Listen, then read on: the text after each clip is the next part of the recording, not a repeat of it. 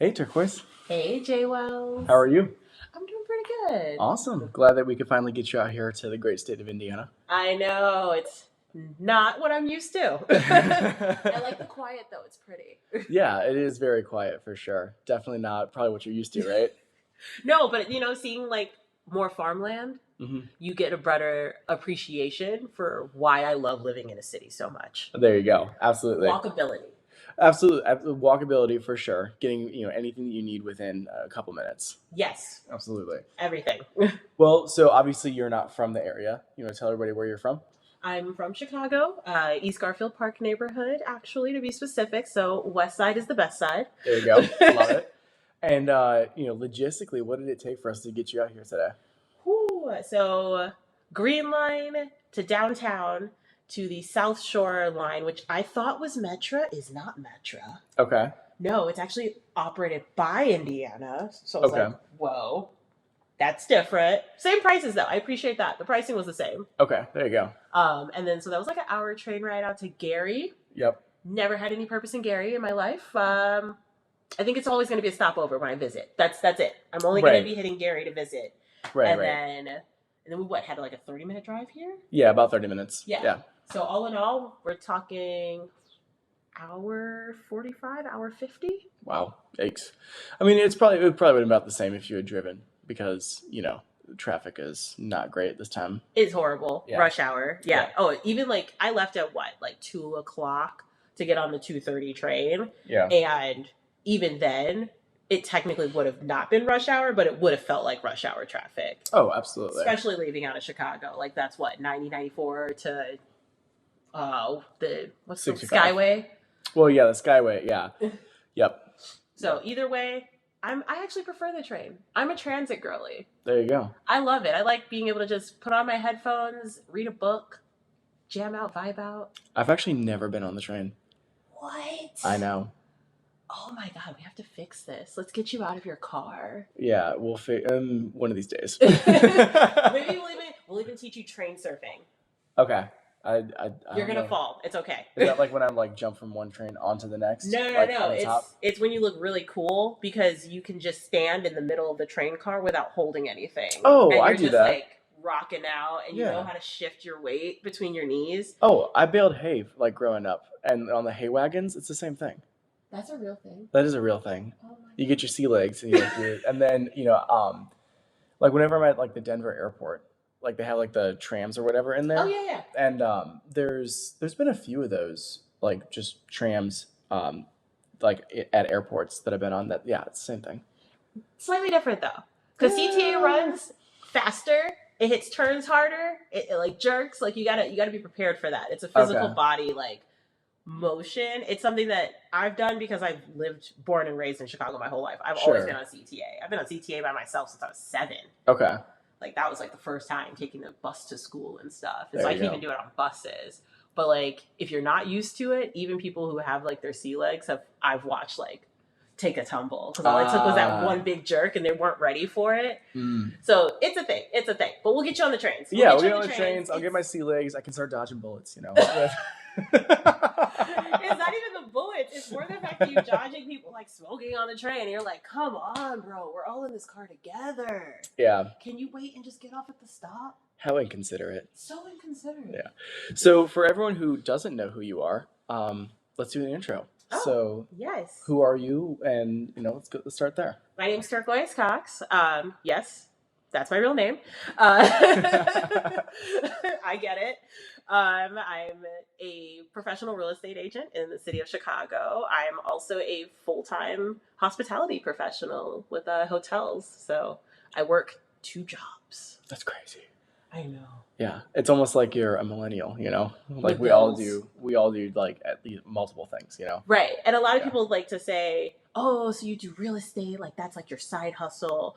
And I'm no, actually, I treat my full-time hospitality job as an investor within my business. How does that work? So what's nice is the position that I have allows me to be in front of a computer for the most part, and I'm not guest facing. Sure. So I don't have that constant face-to-face interactions with guests all day, every day. Right. I'm actually just interacting with them short, sweet, poignant. And that's the ideal of it, is that it's a quick phone call, it's a quick message, it's a quick email, because with hospitality, it's all about service. Sure. And it's about service with speed and efficiency. Right, right. So if you're really good at it, and what I do allows me to be good at it quickly, I'm able to also use that additional time to be more present with my clients in a way that like this digital age has allowed us to be. Like, I don't know if I could have done this like 10 years ago. Right. But with technology the way it is, yes, it treats it like I'm more present in my business. Yeah. Because I'm doing both at the same time. Cool. I love that. Yeah, well, especially too, like you're talking about, advances in technology. Like I use ChatGPT for a lot of stuff. Hell yes. And it's super efficient, right? There's stuff that would have taken me a whole day that now takes me 10 minutes. Yeah, and like ChatGPT is impersonal. It's not going to give you your voice. Right. So like it just gives you the ability to leverage the technology in a way that allows you to actually use your voice more. Right. In a way, like, yeah, you can be like, all right, write out this listing description, which a lot of agents do. Sure. A lot of agents these days are using ChatGPT for listing descriptions, and there's nothing wrong with that. Right. Let's be honest. It's not the description that sold you. Right, right. It just gave you a breakdown of like what you saw in the photos. Exactly, exactly. So why not use ChatGPT for that? Because it doesn't need to sound like it comes directly from the person. You're just helping to give the vision of what they saw already. You're just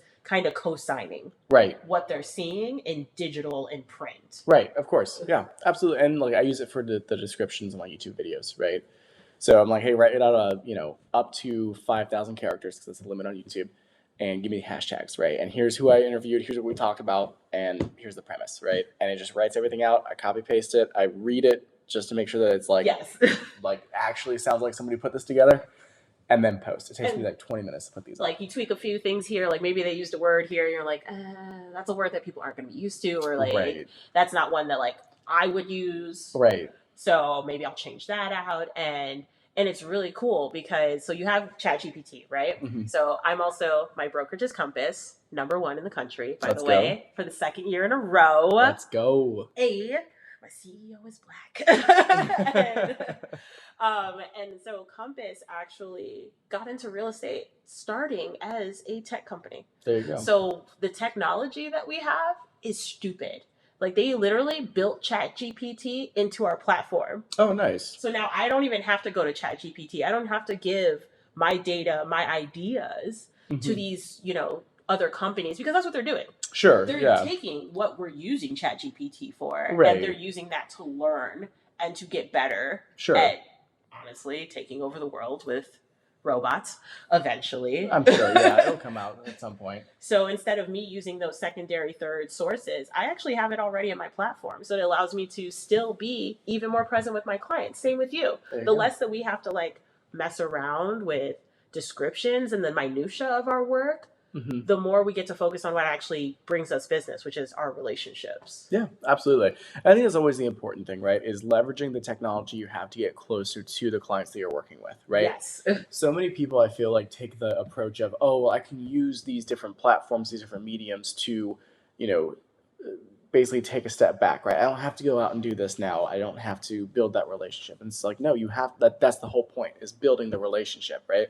It's just you use these platforms to make that easier and to scale it as well, right? Exactly. And that's something that they like always tell us about whenever they come up with something that is even better for us agents. So they're always like improving our platform. Right. They take back agent feedback constantly. Good. Constantly. Like we have this whole thing called Business Tracker, which, I don't know, maybe if this is like an industry secret or something, that it's just theirs. So please don't steal it out there if you steal it, at properties and whatnot. But so we have this thing called Business Tracker where, we can plug in our client's information. The second I create like something for a client, like a search or anything like that, it puts them into my tracker. And what that starts is, it starts in like initial nurturing, searching, approved, whether it be rental application or, we're under contract on something. And then it goes throughout that whole process, and it actually moves it through that process in a way that is like graphical.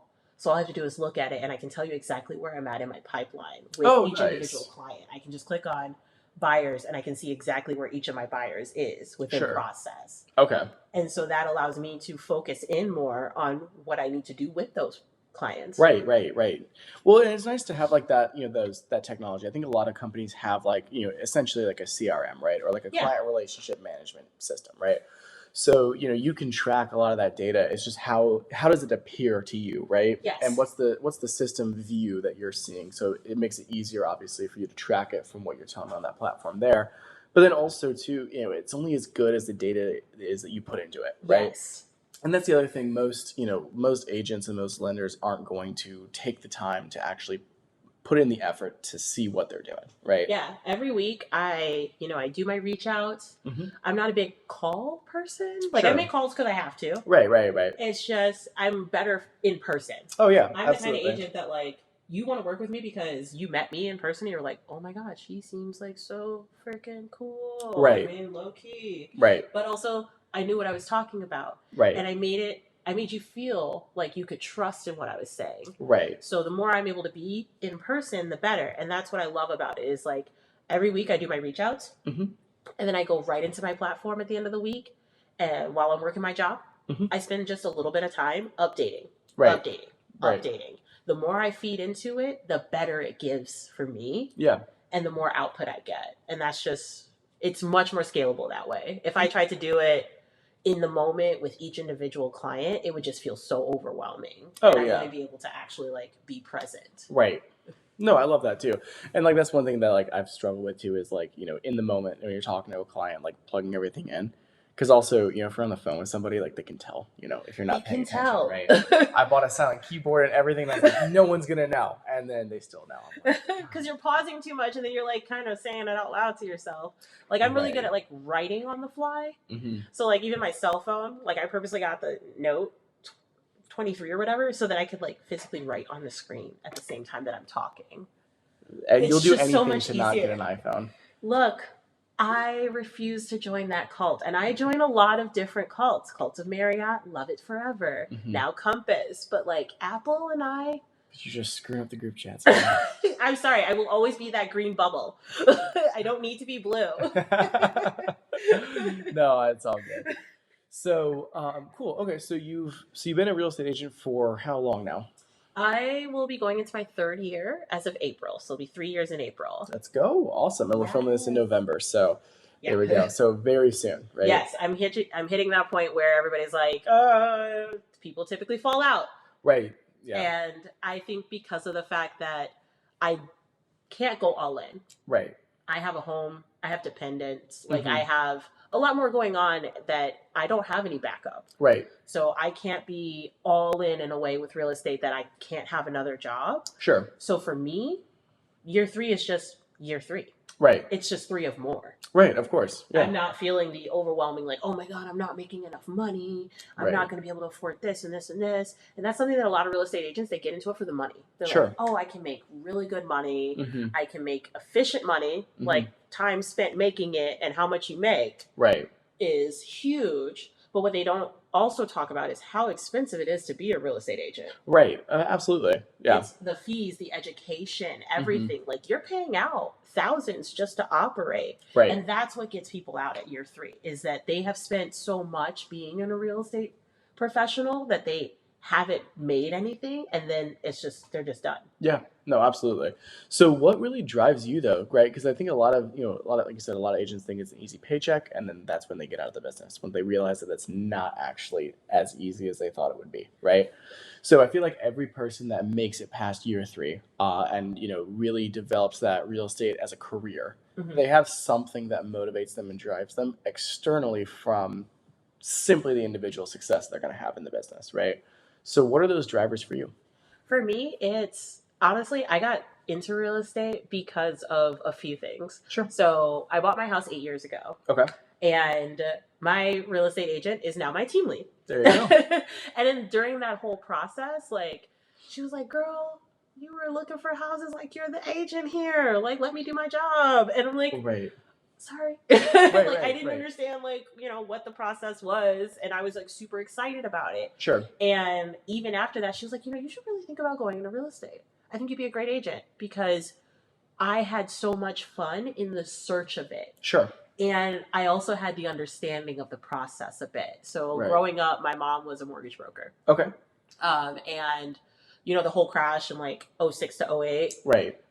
for the mortgage industry, that started actually a few years earlier Sure. when the Fed started coming down on those mortgage companies for some of those practices that put us into the crash. Gotcha. Which Okay. was, giving people huge loans that they couldn't actually afford. Right. And then being like, you'll be able to take care of it later, kind of a thing. Right. So through to that, we lost our house, but we were in it. And we helped renovate it. So I grew up in the industry. I grew up around loan officers, real estate agents, my mom being a broker. She even had her real estate license. Like I've always kind of grown up in it. Sure.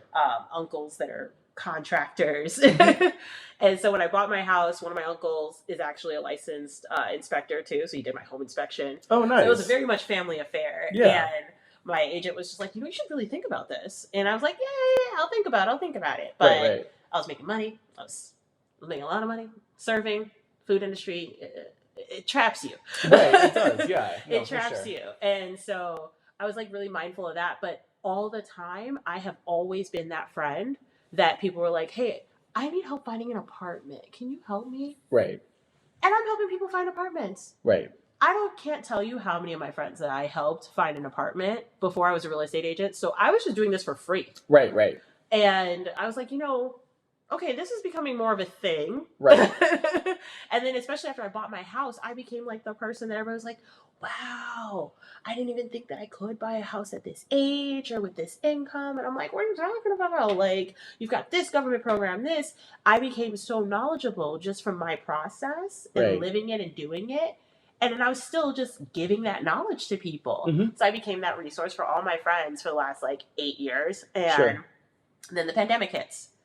And my hotel laid me off. That was it. They told me very point blank, we're not going to call you when we reopen. Wow. Your job's done.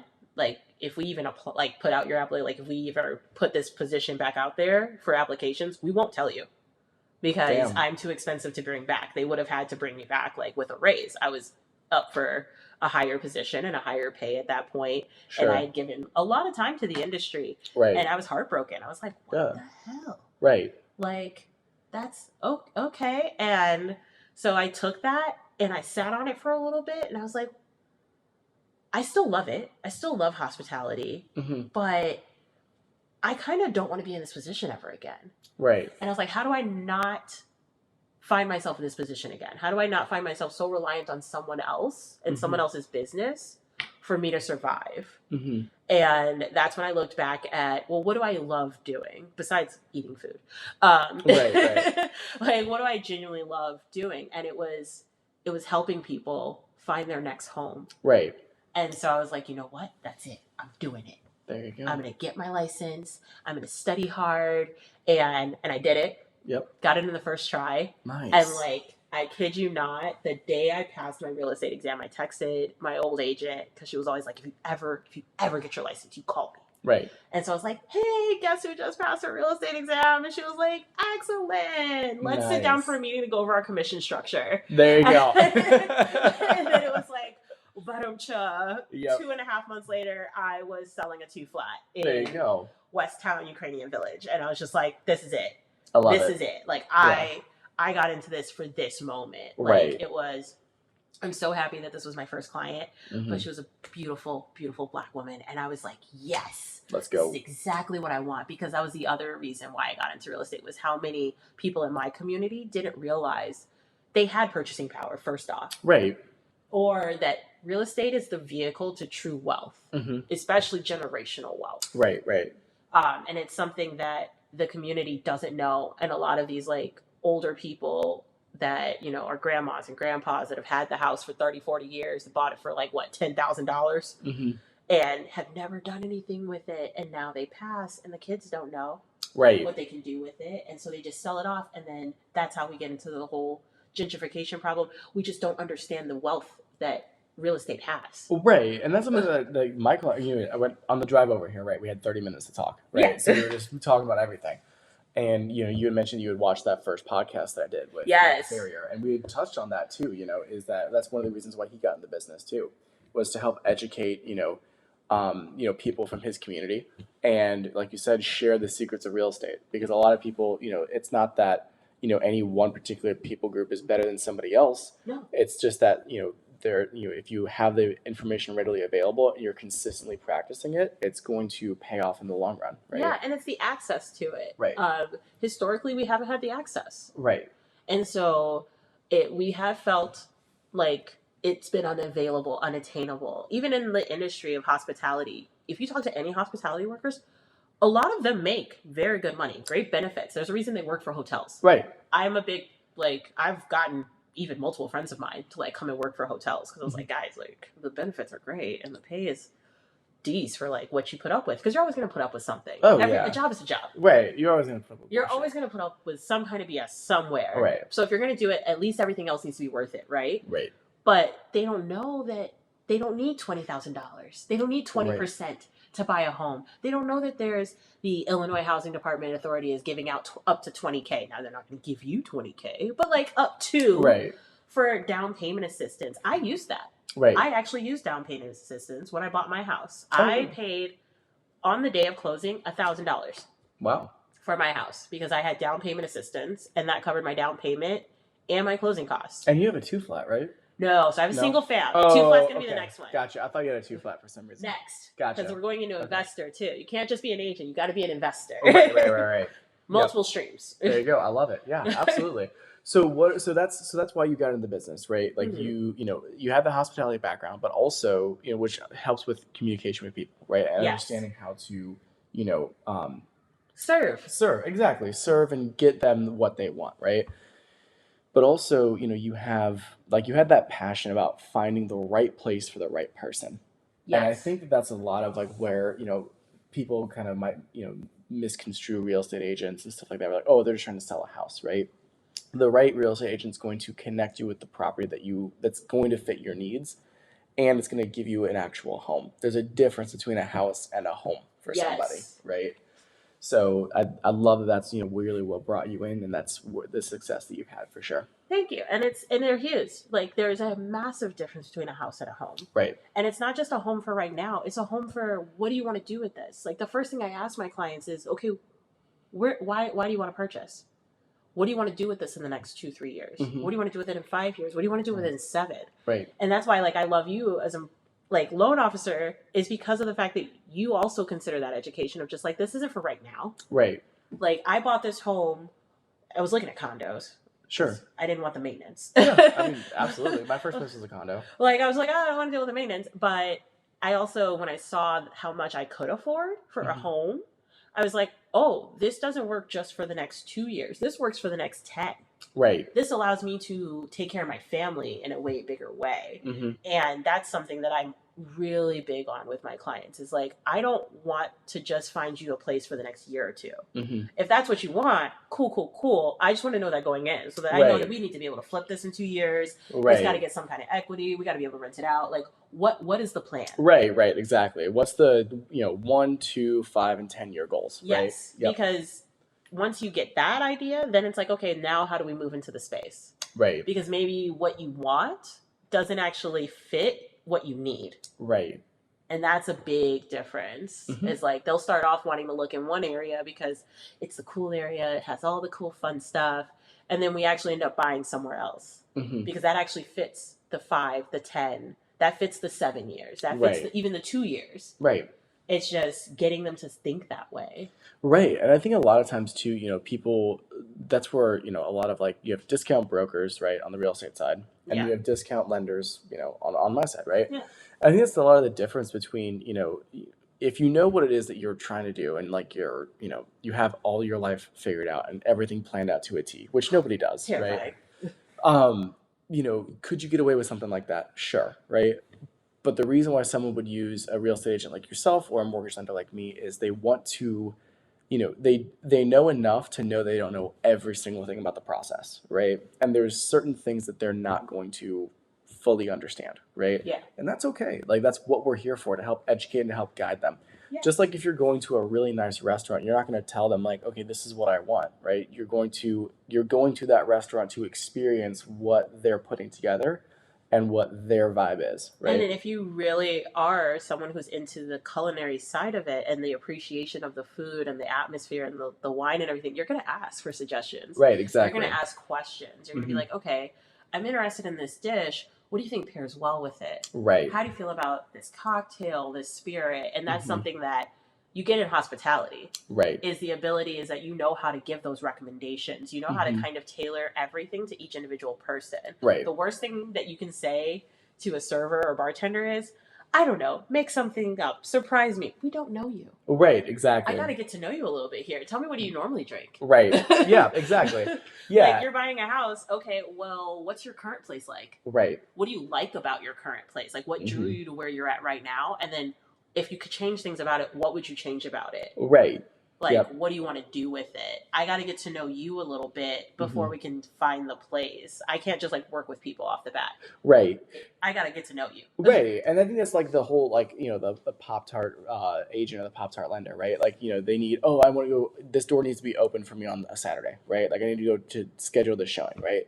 And it's like, okay, well, yeah, we can do that, right? We can establish a connection on that, you know, on that visit. However, or like, you know, I need a quick pre-approval over the weekend. Sure, I can get you that quick pre-approval. That's fine. But at the end of the day, like, I don't know anything about you, right? Yeah. So I don't know if that's going to be the best option for you at this point, you know, in your purchase, right? And so that's where it's always great to have that, you know, giving that extra, you know, bit of attention to that client is going to save them a bunch of time, money, and headache, right? Also understanding their goals and their, you know, their reasons for purchasing is going to help with you finding the right place for them.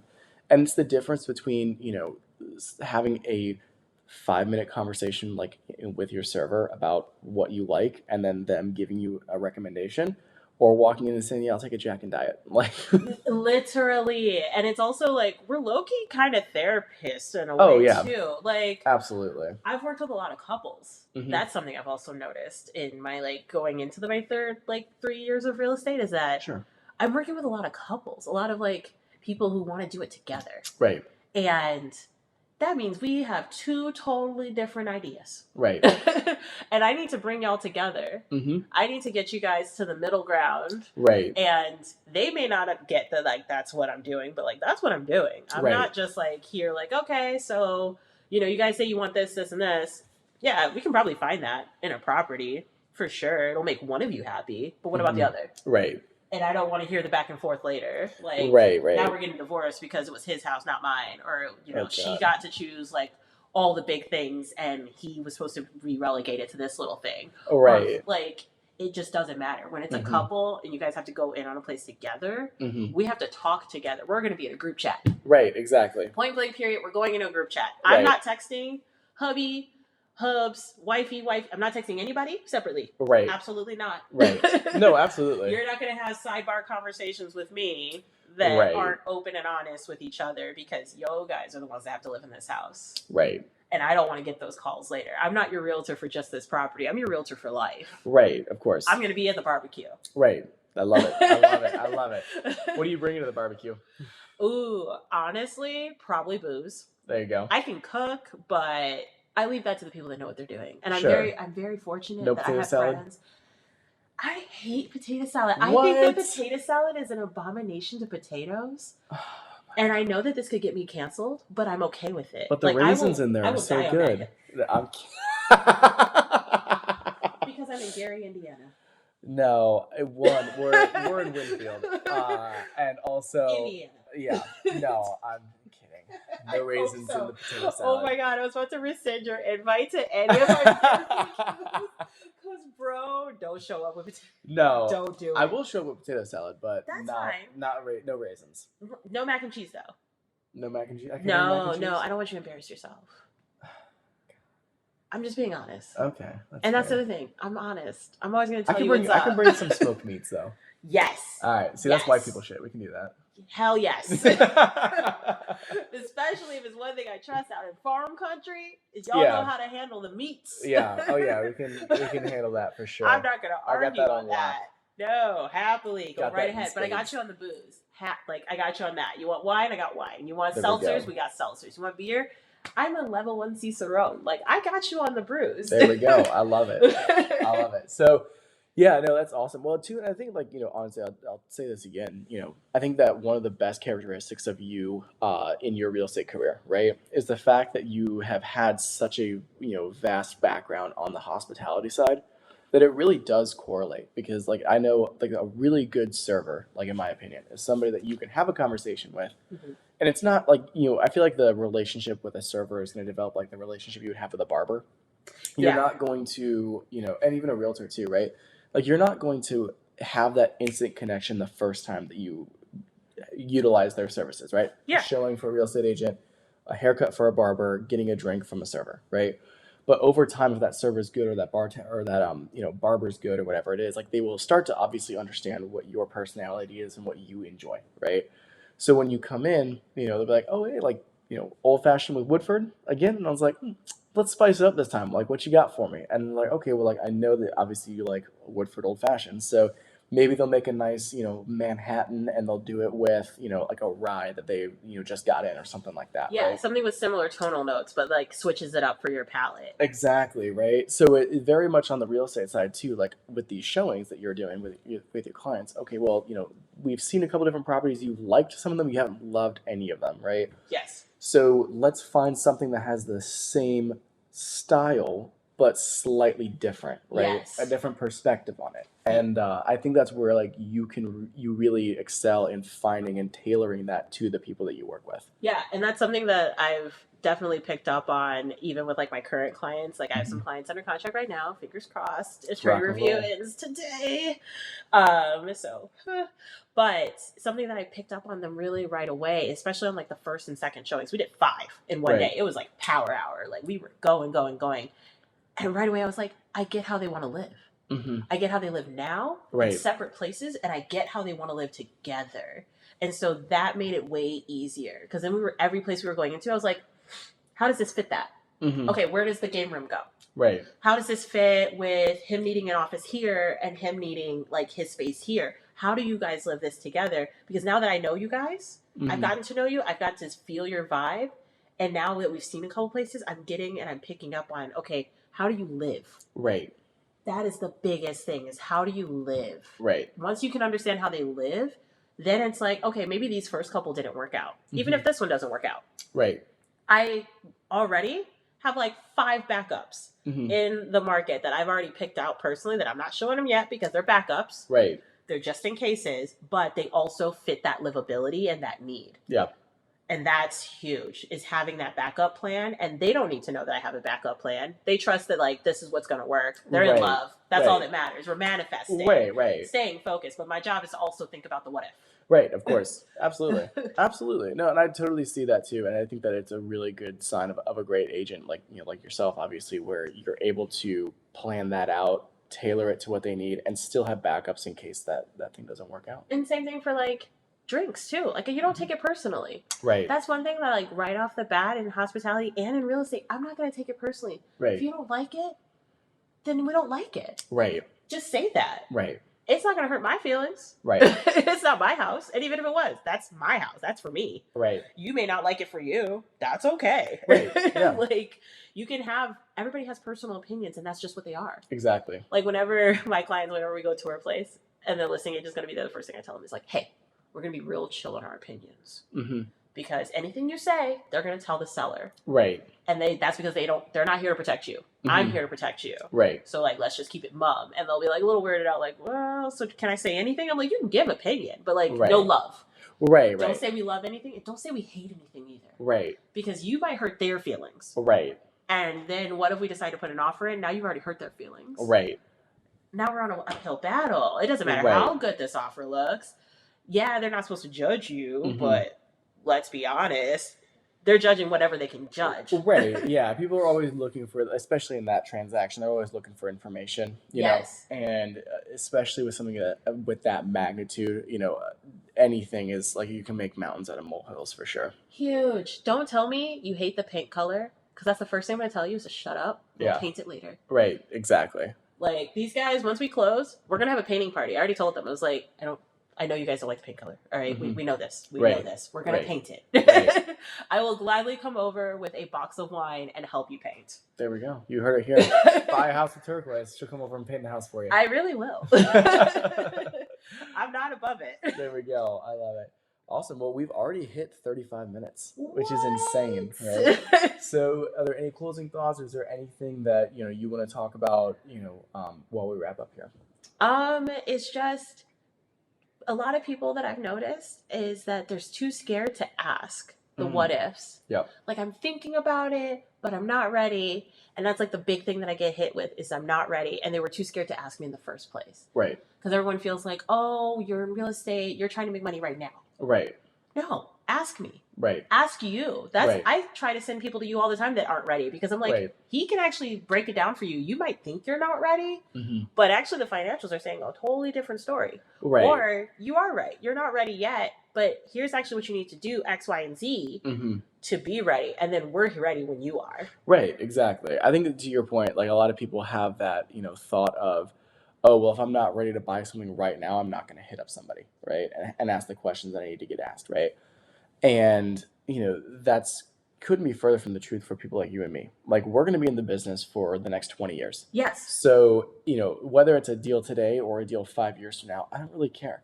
All I care about is getting the person the right answer that they need, right? To help facilitate whatever stage of the process they're in at that point, right? Is it my business and do I like make a living out of helping people buy houses? Absolutely. That is my job, right?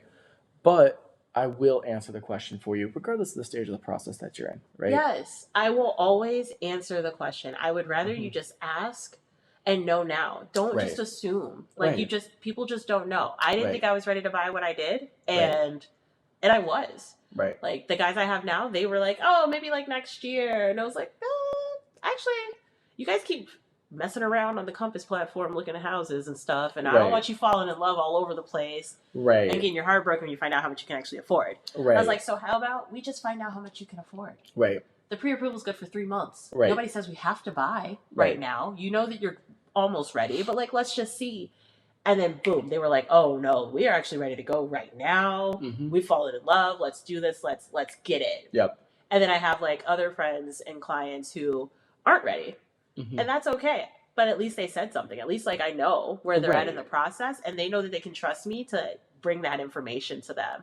That at the end of the day, we're actually about the knowledge. We're not just about the money. Mhm. Yes, we are making money, people. We are also trying to make money to live. So please Right, hire right. us. Right, of course.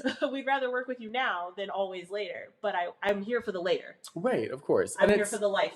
exactly. And it's the whole thing too of like, you never know what the answer may be to the question you don't ask, right? You don't know what you don't know. And a lot of times people are like, oh, my credit's all jacked up, and I pull their credit and they're actually approvable. I'm like, well, like, okay, cool. You could like, I just saved you 6 months of you renting again, right? So let's rock and roll. And right? the rents are going up. Your landlord is not your friend. Right. Even if they are your friend. They're not your friend. Yeah. Their taxes are going up. Mm-hmm. Bills are going up. Yep. Like at the end of the day, if you can afford to rent at a certain price point, you should just be buying. Mm-hmm. And yeah, oh, I don't want to live in Chicago for the next like 2 years. Or I don't know if I want to be here like 5 years. Okay, cool. We'll find one that you can rent out later. Right. All right, come on. Let's rock and roll. So Turquoise, where can people find you? All right, so you can find me a variety of ways. If you go on compass.com, you can just search me up under Find an Agent, Turquoise Cox. I'll be the only turquoise you ever find. I promise you that. On Instagram and Facebook, it's Turquoise Real Estate Chicago, all spelled out one word. There we go. Just makes it easy. Awesome. And I'll tag you too in the description so people can find you that way.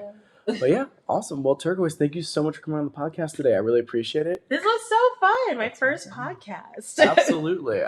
You did great. It was super natural. I love it. And let's go get a drink now. Yes, food. Awesome. All right. I will talk to you guys later.